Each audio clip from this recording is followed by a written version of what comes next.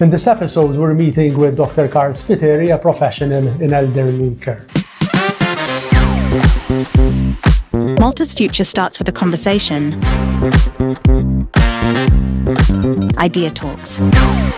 How did you get started in elderly care? Was it something that you wanted to do when you were a kid? You said, when I grow up, I want to work in elderly care. Or was it something that happened accidentally? So basically, why I went into healthcare was rather accidental. It was just a series of events where basically I ended up being a physiotherapist by profession. But then once I went into physiotherapy, initially I said I'll go into sports, but then through the different practice, I realized that my heart is with helping old people. So it was that caring aspect of helping older people. Something else was something personal, because I had a very good relationship with my grandparents. So I felt like when you're sitting with an older person and helping them, it was like reminiscing on that relationship which I had with my grandparents. And you've been doing now this job for how long? I've been in this job I've been working with the older people for around 17 to 18 years. Okay, always at St. Vincent de Paul, or you were somewhere else before? So basically I started at St. Vincent de Paul. Then at the time, St. Vincent de Paul was still, the services were still developing. Then I went into the community with elderly care centers, which now developed further with community homes. Then I spent a couple of years in Mount Carmel as well, services over there. And then I came back to St. Vincent de Paul, and now I'm leading the allied health services within St. Vincent de Paul. And what does that consist of? What do you do? What's your daily job? Basically, I have around 12 different professions which fall under the allied health cap. And basically, I manage the services and manage the development of the services and ensure that the services being provided are of quality and basically are there according to what the older person needs and meeting their expectations, basically. Okay, and you teach also at IDEA College? Yes, and I teach as well at IDEA College as well on 3 different modules as well, and I do thesis as well, supervision on multiple theses. Okay, and did you have someone in your family who was in healthcare, or you're the first one? No, I'm actually the first one. You're the first one. Okay, is it something that you recommend to young people? It is. Particularly elderly care? I do recommend it. As in, it's something that you need. It gives you a lot back. It gives you a lot of satisfaction. It is challenging, and it is something which I believe it is very rewarding, not just from the financial perspective, but even from a motivation and from that intrinsic value that it gives you. Mm-hmm. And I think it's an area which is always increasingly on the demand. So it's something which then in the future, for sure, there will be more demands for it. Population, right? Exactly. So I highly recommend this for younger people. Okay, you're still young. How old are you? 40. You're 40. So how do you feel about aging? You work with elderly people. Do you fear personally yourself? Do you fear aging? I think aging is a natural process. We might associate aging as being the last part, or when we are old. But in actual fact, from when we're born until we get old and die, we're aging all the time. So if I see it as a process of continuous change. So all the time we're changing and we're aging, and obviously when we're still young, we're peaking, our body is developing. Then when we're reaching the age of 30s, we start going down slowly until basically reach our old age. So I see it more as a natural process and as a way of achieving higher purposes. Okay. You wrote a very interesting article. It was actually a study that you conducted together with other colleagues for the IDEA Research Journal about managing your life as a healthcare professional in the elderly sector when you are facing death. You know, I mean, we age and eventually we have to die. That's life. That's the cycle of life. In a nutshell, walk me through the findings of this study. So basically, the study was conducted within St. Vincent de Paul, where basically it is like the end stage of elderly care. So basically, when a person is admitted into St. Vincent de Paul, it is usually seen as the last stop where basically a person will most likely die there. So it is like the end stage of life. And basically, within the dissertation, which was carried out by Antoinette Laferla, she's an occupational therapist within St. Vincent de Paul as well, she looked at how staff experience this dying. We know, staff working there know that basically this, as I said, is part of what would you expect.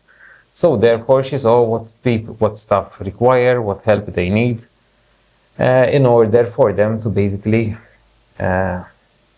deal with this difficulty of dying. One of the findings was that basically it's something that staff expected, and at the same time, however, they experience it together with the families. Obviously, there is no direct involvement because it's not a relative. However, given the fact that an older person usually stays at things in the Paul for a number of years, there is that build-up of a professional relationship. A bond. A bond. So when there is that loss, staff as well, they have that, they experience a lot as well. And in fact, within the article as well, we carried out certain recommendations as well on what staff would need and would help in order to help them process the death of a resident. At the same time, the actual process, because most staff working there, they know that the person is going to die. They see it as part of your role to experience the process of dying or the experience of dying together with the patient. So the fact that you are providing a patient or a resident and their relative a dignified way of dying, it gives you a sense of satisfaction that's probably is very difficult to find in other things. Okay. In Malta, in the elderly care in particular, we have a substantial number of carers, nurses, healthcare professionals who are what we call TCNs, third country nationals. These are people who come from outside the European continent. Do we have a lot, or do we need more of these type of employees? And why do we have such a shortage in Malta of Maltese who want to work in this sector? So basically, it's a matter of numbers. So basically, we have an aging population. So the number of people who we require to assist within the sector of elderly care is always increasing. And until the baby boomers die off, and the percentages obviously the actual numbers might lower a bit, the percentage or the number of people who are actually within the working age category are obviously less. So that will obviously lead to a reduction in the possible number of people who can actually work in the sector. In addition to that, we have also the fact that you have other competing industries, which are obviously always competing with the health sector.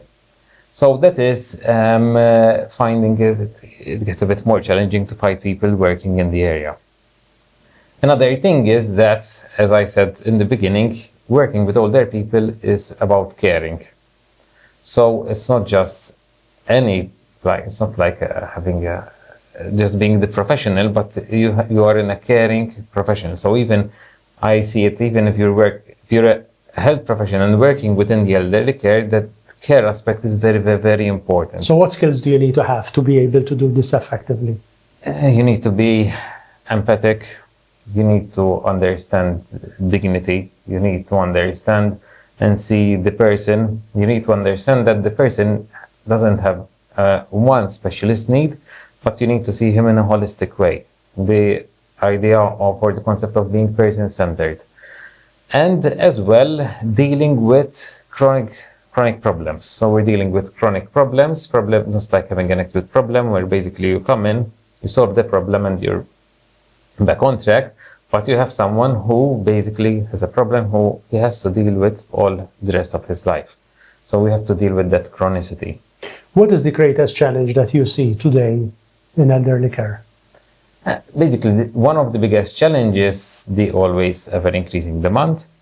As we were saying before as well, the disintegration of third country nationals into basically our elderly care services.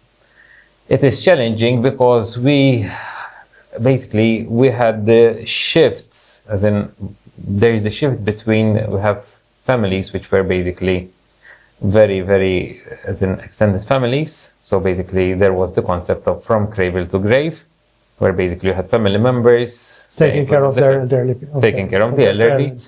So now all of a sudden you just don't have had the shift already started, where older people need to be taken care of at the end of their life within homes, but as well being taken care of with someone who basically culturally the older person might not be used to that cultural difference. Language, for instance, could be a barrier, right? Language, but I even say it's not just the language, but even the way we approach people, the way we communicate, the way we dress.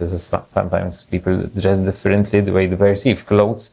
Even I would say the type of clothes color we use, it's different, makes a difference. So that cultural integration is, I find it very, very challenging to address. And I don't think there is don't have a magic wand to basically get everyone culturally integrated, but it is one of the challenges that we will, believe we will continue to face in the coming future as well, because of the increasing demands. But there are also today very, I would say, advanced and effective services that are provided for the elderly to be able to stay at their house, at their home, and they are given the care within the comfort of their home. How effective is that, in the sense that how beneficial is that for an elderly person, or is residential care better? So basically, if you look at the concept of healthy aging, basically, ideally, a person ages in his place. Once the person is used to his surroundings, used to the environment, used to his social life, as in it is easier and healthier for the person to age in place. The quality of life of the older person will be much better, will continue to be better, and it maintains as well the level of independence. As we get older, the more mobile we remain within our surroundings, the easier it is and the healthier it is for us to remain as active as possible. So the fact that the person is aging in place and is already able to carry out certain level, even if it is a very low intensity of activity within a surroundings that they are aware of, it will help the person to remain more active. When the person is admitted into an institution, obviously there are the effects of institutionalization, where basically you have to get used to a routine, to new environment, to new people. So it becomes more challenging for the person to adapt. One last question before we break off, and then we'll continue the interview in our second episode. What keeps you motivated on tough days? So I think it's that motivation that basically you're giving something to someone in need, and basically you're making their day or their life a bit better. Then you're helping them to being a therapist, you're helping the person to be a bit better or maintain that quality of life that basically he has. Dr. Spiteri, thank you for your time. This brings us to an end to our first episode with Dr. Karl Spiteri, who's a professional in elderly care. Next time, we shall be meeting again with Dr. Spiteri to continue discussing the challenges of elderly care in Malta and what it means to work in this field, and whether he recommends this field to young professionals. Till next time, thank you for your time.